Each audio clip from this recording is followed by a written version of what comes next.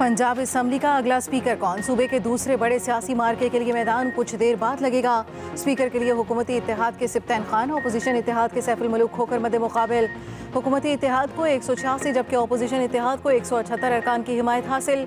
मुस्लिम league नून खुफिया voting में upset के लिए पुरुमीद, तो तहरीक इंसाफ को अपनी तादाद से ज़्यादा वोट हासिल होने का यकीन। मुस्लिम लीग नून और तहरीक इंसाफ के अपने अपने इत्तेहादियों से मुशावरत के लिए इजलास तलब। पंजाब असम्बली का इजलास 4 बजे होगा।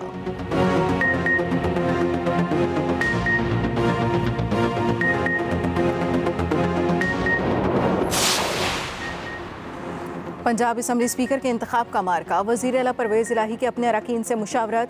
स्पीकर के इंतखाब और डिप्टी स्पीकर के खिलाफ अदम एतमाद की तहरीक पर बातचीत। शाह महमूद कुरैशी और असद उमर पंजाब असम्बली पहुँच गए। मुराद रास, राजा बशारत, हाशिम जवां बख्त, फयाजुल हसन चौहान, चौधरी ज़हीरुद्दीन भी मुशावरत में शामिल। चेयरमैन PTI इमरान खान का दौरा लाहौर आज फिर मुलतवी। गुज़श्ता रोज़ भी मौसम की खराबी के बायस इमरान खान लाहौर नहीं आ सके थे। इमरान खान ने परवेज़ इलाही के हमरा तहरीक इंसाफ और ख़ाफ लीग की मुश्तरका पार्लिमानी पार्टी के इजलास से खिताब करना था।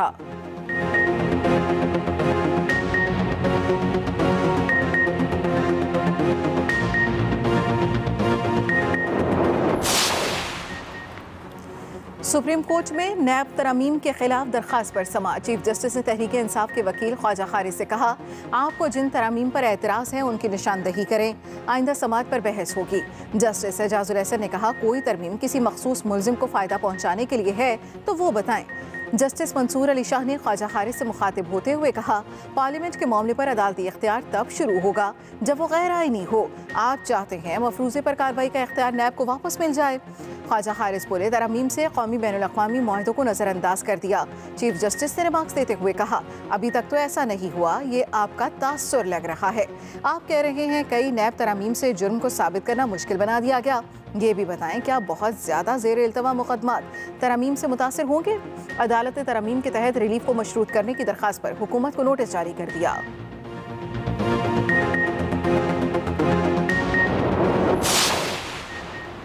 मुश्किल वक्त में रियासत पहले सियासत बाद में की पॉलिसी के तहत हुकूमत की बागडोर संभाली। मईशत की बहाली और पाकिस्तान को डिफॉल्ट से बचाने के लिए मुश्किल फैसले किए। वज़ीर आज़म शहबाज शरीफ कहते हैं, पाकिस्तान में इंतशार और मईशत की तबाही के जिम्मेदारों के बरक्स हम मुल्क की तरक्की के लिए कोशिशें कर रहे हैं। हमने लग्जरी अशिया की दरामद पर पाबंदी आयद करने के साथ गैर ज़रूरी हुकूमती अखराजात को कम किया।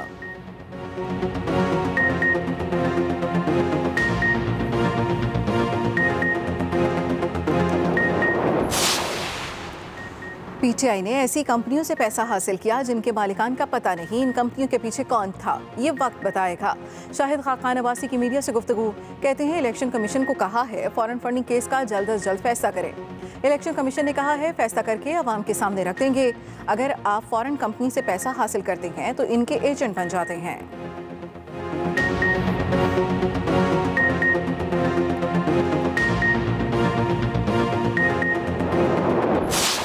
नजरें सियासत पर लगी हुई हैं, लेकिन मईशत की जो सूरत हाल इस वक्त पाकिस्तान में बनती चली जा रही है वो इंतहाई तशवीशनाक है।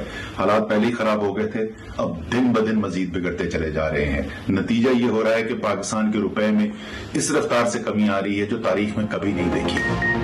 PTI रहनुमा असद उमर कहते हैं मुआशी सूरत हाल बिगड़ रही है लेकिन सब सियासत में मगर हैं। पिछले 2 हफ्तों के दौरान ज़र मुबादला के ज़खायर में 1.2 अरब डॉलर्स कमी आई है। एक माह पहले चीन से लिए जाने वाले 2.3 अरब डॉलर्स में से 2 अरब डॉलर्स खर्च भी हो चुके। तहरीक अदम एतमाद के बाद से रुपया 62 रुपये तक गिर चुका है।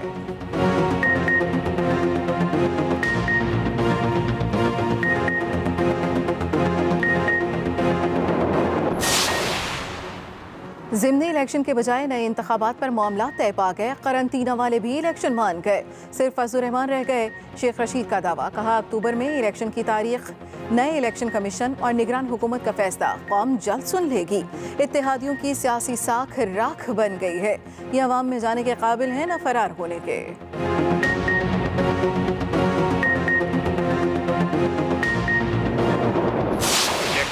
जो है वो पीपल्स पार्टी नून लीग वालों से लाडलो जैसा सलूक तो ना करे। कानून तो सबके लिए बराबर है और पीपल्स पार्टी और नून लीग के केसेस जो है उनको पीछे डाला हुआ है। अभी तक 2 महीने से स्क्रूटनी कमेटी अपनी स्क्रूटनी की हेयरिंग मुकम्मल कर चुकी है, लेकिन इलेक्शन कमीशन के सामने पीपल्स पार्टी नून लीग की रिपोर्ट सामने नहीं आ रही। गैर मुल्की फंडिंग का मामला इलेक्शन कमीशन के दायरे में नहीं आता। इलेक्शन कमीशन मुस्लिम लीग नून और पीपल्स पार्टी से लाडलों वाला सलूक न करे।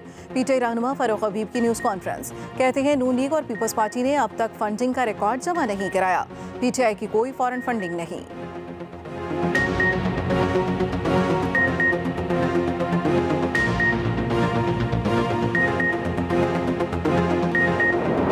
बलूचिस्तान में तूफानी बारिशों और सैलाब की तबाहकारियां जारी। मजीद 15 अफराद जाम बहक। सैलाब से अब तक मरने वालों की तादाद 111 हो गई।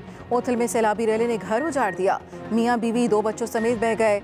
योब में 3 कमसन बच्चियां डूब गईं। 2 की लाशें बरामद, 1 को बचा लिया गया।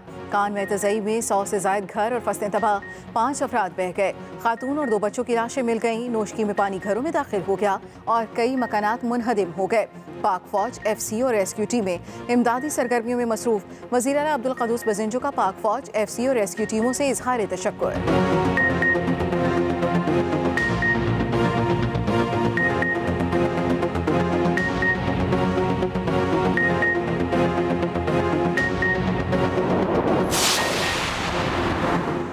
सैलाब ने डेरा गाजी खान जिला के सैकड़ों देहातों में तबाही मचा दी। 10 अफराद जाम बहक, 50 से ज्यादा जख्मी और कई लापता। अब तक 1 लाख से ज्यादा अफराद बेघर हो गए। सैलाब ने 145 देहात में 90,000 एकड़ अराजी पर खड़ी फसलों को तबाह कर दिया। मुतासरीन की इमदाद के लिए रिलीफ कैंप कायम। बहुत से मुतासरीन ताहाल बेसर सामानी के आलम में हुकूमती इमदाद के मुंतज़िर।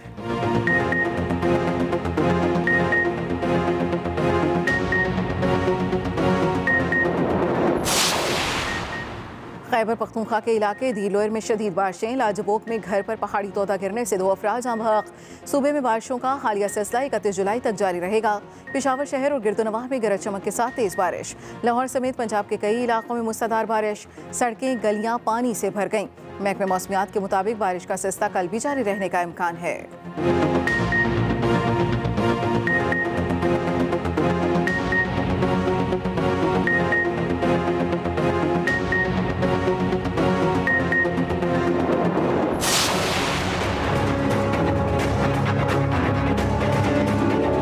रोडें जब से इन्होंने जो बनाई है, एक बारिश में वो रोड ऐसी हो गई है जैसे पहले से भी ज़्यादा बदतर।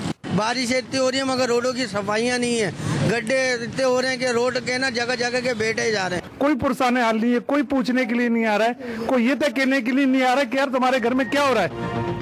कराची के मुख्तलिफ इलाकों में ताहाल बारिश का पानी जमा। लियाकताबाद, अजीजाबाद, अबुल हसन अस्फहानी रोड पर ट्रैफिक की रवानी मुतासर।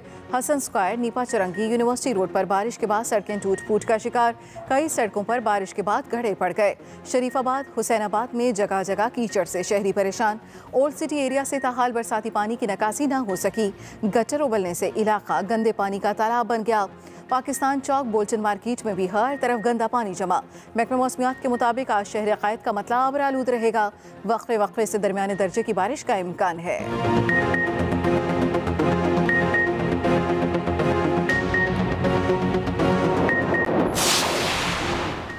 ये वक्त सियासी दुकानदारी चमकाने का नहीं, बारिशों से मुतासरा हमवतनों के साथ खड़ा होने का है।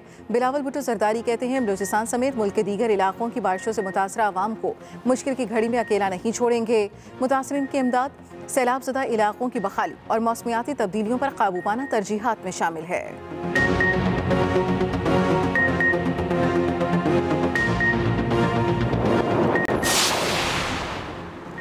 बलोच कबायली रहनुमा सरदार नूर अहमद बंगलजई कहते हैं ज़ियारत ऑपरेशन में मारे गए दहशतगर्दों को लापता जाहिर करके ड्रामा रचाया गया। सूबे के नौजवान दुश्मन के हाथों इस्तेमाल न हो। लापता जाहिर किए गए नौजवान ज़हीर बलोच के हमरा न्यूज़ कॉन्फ्रेंस करते हुए उन्होंने कहा, नौजवान मुल्क और सूबे की तरक्की के लिए किरदार अदा करें। बलोच कौम भी दुश्मन के प्रोपेगेंडे का शिकार न हो।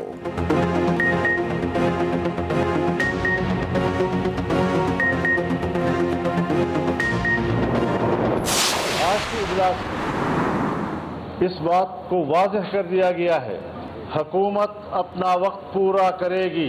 इलेक्शन होंगे वक्त पर। आइंदा 5 सालों में हम इंशाअल्लाह इनके तमाम गंद के कचरे को साफ कर देंगे। इजलास की मुत्तफ़क़ा राय है कि आइन के आर्टिकल 63A की तशरीह के हालिया अदालत उज़्मा के फैसले से शदीद इब्हाम, अफरा तफरी और सियासी बहरान पैदा हुआ है और यही सियासी बहरान पाकिस्तान में माशी बहरान का सबब बन रहा है। इलेक्शन वक्त पर होंगे, हुकूमत मुद्दत पूरी करेगी। विफाकी हुकूमत फुल कोर्ट के जरिए आर्टिकल 63A की तशरीह का सदारती ऑर्डिनेंस भिजवाए। इस्लामाबाद में PDM सरबराही इजलास के बाद मौलाना फजल रहमान की न्यूज़ कॉन्फ्रेंस। कहा कोई इदारा दूसरे इदारे के अंदर मुदाखलत नहीं कर सकता। आदलिया के हालिया फैसले से अफरा तफरी, इबहाम और सियासी बहरान पैदा हुआ। Election commission foreign funding case का फैसला जल्द सुनाए। इलेक्शन कमीशन ने पुरस्कार खामोशी की चादर ओढ़ी हुई है। इस केस से आंखें बंद करना कौमी सलामती के खिलाफ है। इमरान खान का झूठा बयानिया नाकाम बनाएंगे, वो कौम से झूठ बोलता है। अब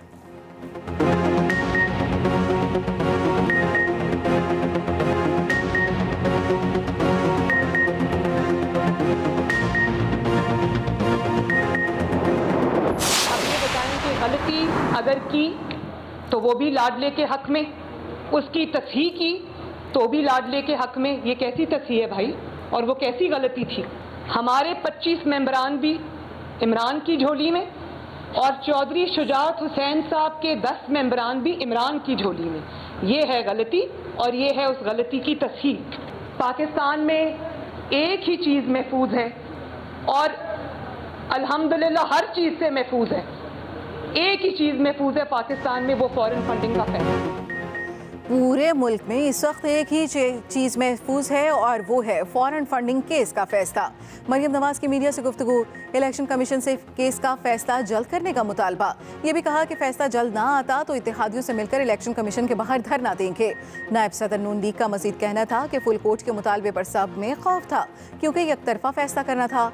लाडले को मर्जी के फैसले से नवाजना था। गलती दुरुस्त करनी थी तो पनामा केस की तस्हीह करते। सुप्रीम कोर्ट का काम कानून की तशरीह करना है, कानून बनाना नहीं। आइन की तशरीह चेहरे और पार्टियां देखकर बदल ली जाती है।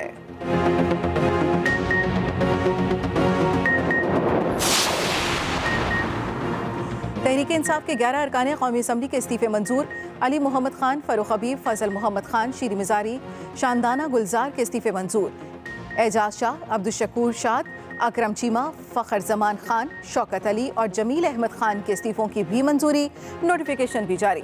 ज़राए के मुताबिक चीफ इलेक्शन कमीशन ने मामले का जायजा लेने के लिए अहम इजलास आज तलब कर लिया। इलेक्शन कमीशन इस्तीफे मंजूर होने पर नशिस्तें खाली होने का नोटिफिकेशन जारी करेगा।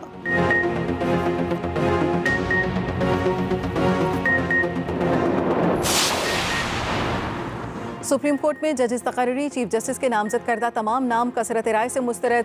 जुडिशल कमीशन इजलास में किसी भी जज को सुप्रीम कोर्ट लाने की मंजूरी न हो सकी। चीफ जस्टिस के नामजद जजेस के खिलाफ 5 वोट आए। Justice Qazi Faez Isa, justice Tariq Masood, attorney general, विफाकी वजीर कानून और मेंबर अख्तर हुसैन ने मुखालफत में वोट डाले। रुपए की कदर मुस्तहकम न हो सकी। डॉलर की कदर में इजाफा। इंटरबैंक मार्केट में डॉलर की कीमत 5 रुपये इजाफे से 239 रुपये 99 पैसे हो गई। उधर पाकिस्तान स्टॉक एक्सचेंज में कारोबार के दौरान उतार चढ़ाव। 100 इंडेक्स 40,200 पॉइंट की सतह पर ट्रेड कर रहा है।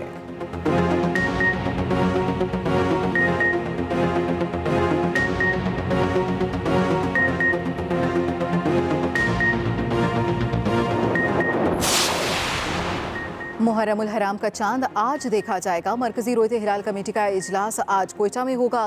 पंजाब में मुहर्रम उल हराम के हवाले से दफ़ा 144 नाफिज। असलहे की नुमाइश पर पाबंदी। 9 और 10 मुहर्रम को डबल सवारी पर पाबंदी आयद कर दी गई।